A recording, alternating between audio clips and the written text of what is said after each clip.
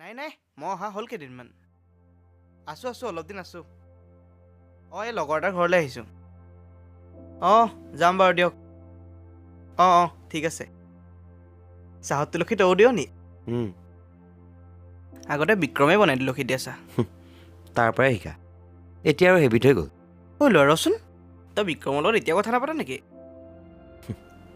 5 বছৰমানেই হ'ল মাত বোল নাই মাত বোলো নাই কিয় তহঁতি দুটাতো আগতে বেষ্ট ফ্ৰেণ্ড আছিলি আগতেতো তহঁতি দুটা একেলগে থাক হ'ল কি মানে কি হ'ল মানে ইগ' আকৌ ইগ' কিহৰ ইগ' কিহৰ ইগ' সেইটো আজিলৈকে গমেই নাপালোঁ সৰুকৈ মিছ আণ্ডাৰষ্টেণ্ডিং এটা হৈছিলে লগত থকা মানুহবোৰে কথাবোৰ দুইফালে বেলেগ বেলেগ ধৰণে লগালে তাৰপিছত আমি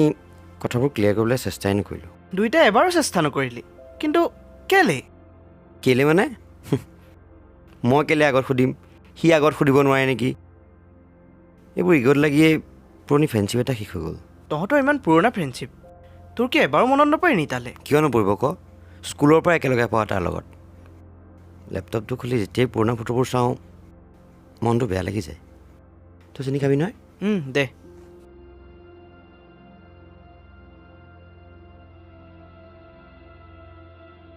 ইমান মেছেজ লিখিলোঁ তালৈ কিন্তু এই চেণ্ড কৰা টাইমত ন ইগ'টো আহি যায় চৰিটো ইমান এটা সৰু শব্দ কিন্তু আমি ইটোৱে সিটোক ক'ব নোৱাৰিলোঁ এটা চৰিৰ আগত ন এটা ভাল ফ্ৰেণ্ডশ্বিপ আহি গ'ল চাদীপ মোৰ মতে মানুহে ছেল্ফ ৰেচপেক্টটো একেবাৰে তল পেলাই দিব নালাগে কিন্তু তোক মই কথা এটা কওঁ তোৰ কাৰণে ফ্ৰেণ্ডশ্বিপটো যদি অলপো ইম্পৰ্টেণ্ট হয় ন ইগ'টো অলপ চাইড কৰি চৰি এটা কৈ দিয়াত অসুবিধা হ'ব নালাগে কাৰণ ভাল ফ্ৰেণ্ডশ্বিপ এটা শেষ হৈ গ'লে ন কষ্ট কিন্তু বহুত হয় হ'ব দে চা দে হা অঁ